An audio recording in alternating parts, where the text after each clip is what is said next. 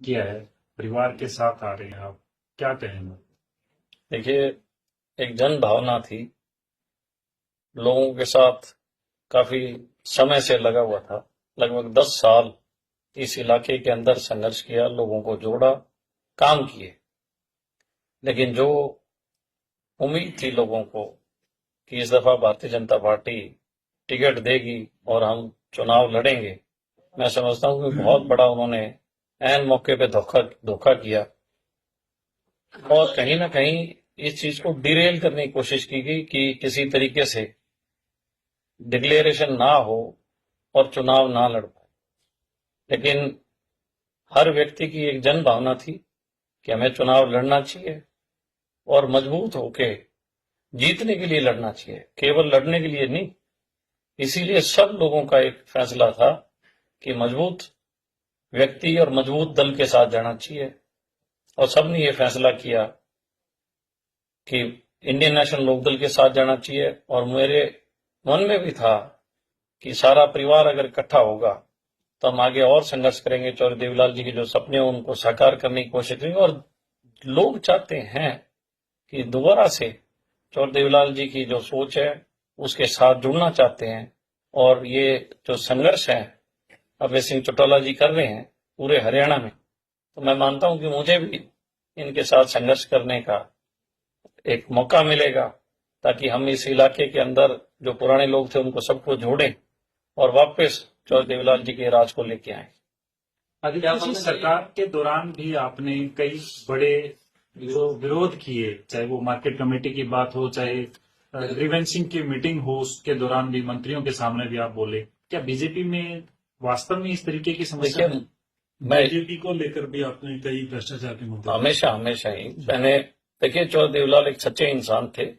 और उनकी जो परिवार के जो अभी देख रहे हैं अभय सिंह चौटाला जी, इनका भी लोगों में एक पूर्ण विश्वास है और लोग ये मानते हैं कि वो सच्चे आदमी हैं। ठीक है, मुंह के खरे हैं लेकिन दिल का नेक और सच्चे इंसान है। उसी नीति को जो चौधरी देवीलाल जी की थी, उसी नीति को हम सब लोग फॉलो कर रहे हैं।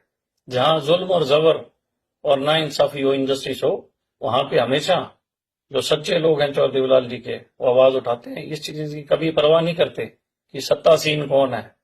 सत्ता को कभी भी लोभ लालच का हम लोगों के मन में नहीं था।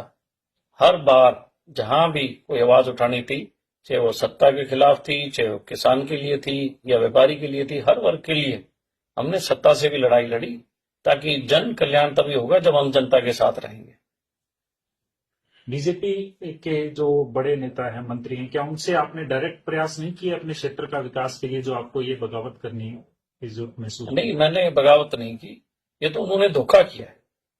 जब किसी व्यक्ति के साथ आप इतने समय से उसके साथ हो, और उसकी मैंने तो पूरे जिले में काम किया, लेकिन जो उम्मीद थी कि भाजपा टिकट देगी, पर ऐन मौके पे उन्होंने धोखा करने का काम किया, तो मैं मानता हूं कि ऐसा धोखा जनता को बर्दाश्त नहीं था, लोगों में रोष था। और लोगों के इशारे पे ही हम सब लोग इकट्ठे हुए और हम सब ने फैसला लिया। बीजेपी में घुटन महसूस कर रहे थे, अब गैलों में सुकून। देखिए, एक पक्षी को जब पिंजरे में डाल देते हैं, निश्चित तौर पे वो पक्षी जो है अपना विकसित नहीं कर पाता, कहीं कहीं महसूस करता है। चौधरी देवलाल खुला, ये आसमान जो है वो चौधरी देवलाल का है, खुला आसमान है। कोई व्यक्ति गांव का, देहात का, जब खुले में आसमान की तरफ देखता है तो मैं समझता हूं कि उसको चौधरी देवलाल जी की आकृति दिखाई देती है। और वो इस बात से बड़ा अपने आप को खुश नसीब मानता है कि हरियाणा का होने के नाते कि आज भी चौधरी देवलाल जी की आत्मा उन सब लोगों के साथ है। और इस बात का प्रमाण भी है, हर किसान के घर में चौधरी देवलाल की फोटो है जिसकी वो पूजा करता है। तो मैं ये मानता हूं कि ये खुले आसमान में हूं और फिर चौधरी देवलाल के सपनों की उड़ान लेंगे और लोगों के घर घर तक चौधरी देवलाल जी का मैसेज देने का काम करेंगे। बतौर एनएलओ उम्मीदवार आप नामांकन कब भरेंगे? कल का समय तय किया, कल 10:30 बजे सब लोग इकट्ठे होंगे, उसके बाद सब लोग नामांकन के लिए जाएंगे। तो सारे हमारे साथी हैं, पार्टी के भी व्यक्ति हैं, सब लोग आएंगे और बहुत बड़े जलसे के साथ नामांकन करेंगे। आज भी जो जलसा किया था, लगभग 8-10 हजार लोग उस जलसे में थे, इस पूरे डवाड़ी विधानसभा क्षेत्र के। और सब लोगों में बहुत जोश और जुनून था। और अब ये लड़ाई जो है निश्चित तौर पे आज इस बात का प्रमाण है कि डवाली इंडियन नेशनल लोकदल जीत चुकी है बहुत बड़े मार्जिन से। जितने जी 10 साल बीजेपी की सरकार रही, उसके बाद जिस तरह से टिकटों के बंटवारे के बाद भगदड़ में थी, क्या देखते हैं ओवरऑल क्या स्थिति रहने वाली बीजेपी? देखिए, कोई भी फैसला जो जनता के खिलाफ होता है, जनता बगावत करती है, विरोध करती है, ये उनकी मानसिकता झलकती है। जैसा कि अभी अभय सिंह जी ने बताया कि वो चौधरी देवीलाल जी की सोच को मारना चाहते हैं।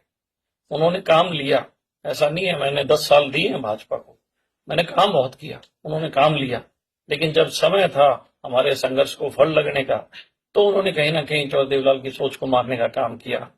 और लोगों के कहने से, जब सब लोग मेरे जो संघर्ष के साथी थे, उन सब साथियों के आग्रह से, विचार से, विमर्श से हमने आज ये निर्णय लिया सब साथियों ने। और मैं निश्चित तौर पर ये बताना चाहूंगा कि वापस चौधरी देवीलाल जी की जो आवाज है, जो चौधरी देवीलाल जी की सोच है, उसको पूरे हरियाणा के कोने कोने में ढाणी ढाणी तक लेके जाएंगे।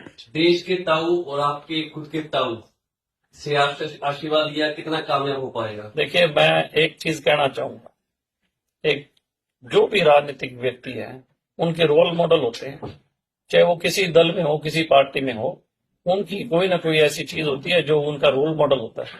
चौधरी देवीलाल जो थे वो दयालु, दयावान और बहुत ही विनम्र थे, वो मेरे रोल मॉडल रहे हैं।